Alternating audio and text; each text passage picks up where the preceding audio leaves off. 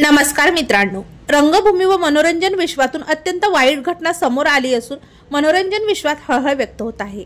चला तर मित्रांनो, जाणून घेऊयात काय आहे बातमी व काय आहे संपूर्ण माहिती। तत्पूर्वी आपण जर तारांगण या YouTube चॅनलला सबस्क्राइब केलं नसेल तर नक्की सबस्क्राइब करा। मालिका, नाटक, चित्रपट, नृत्य अशा सर्व क्षेत्रात सहज वावर असलेल्या अभिनेत्री नृत्यांगना अश्विनी एकबोटे यांनी रंगमंचावर आपला अखेरचा श्वास घेतला होता। अभिनेत्री अश्विनी एकबोटे यांचा नाट्य त्रिविधा हा कार्यक्रम सायंकाळी भरत नाट्य मंदिरात सुरू होता। त्या भैरवी रागावर आधारित बंदिशीवर नृत्य सादर करत होत्या आणि कार्यक्रमाचा शेवटी त्यांचा तोल जाऊन रंगमंचावर त्या कोसळल्या। डॉक्टरांनी त्यांना तपासणी केल्यानंतर लगेच मृत घोषित केले।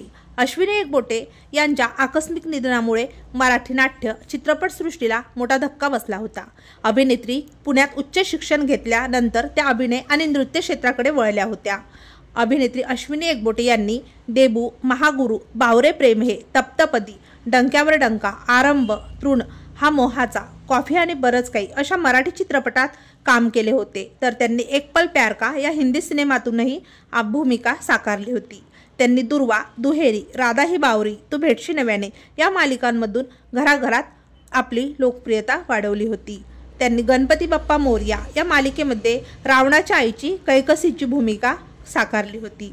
अभिनेत्री अश्विनी एकबोटे यांनी अरुंधती, उंच माझा झोका, असंभव या मालिकांमधील त्यांच्या भूमिकाही प्रचंड गाजल्या होत्या। अभिनेत्री अश्विनी एकबोटे यांच्या पश्चात पती प्रमोद एकबोटे, मुलगा शुभंकर एकबोटे व सून अमृता बने एकबोटे असा आप्त परिवार आहे। अभिनेत्री अश्विनी एकबोटे यांच्या निधनाला आज बराच काळ उलटून गेला असला तरीही त्यांचा चाहत्यांच्या मनात त्या कायम स्थान करून आहेत। तेव्हा मित्रांनो, आपल्या तारांगण या YouTube चॅनलतर्फे ज्येष्ठ अभिनेत्री अश्विनी एकबोटे यांना भावपूर्ण श्रद्धांजली।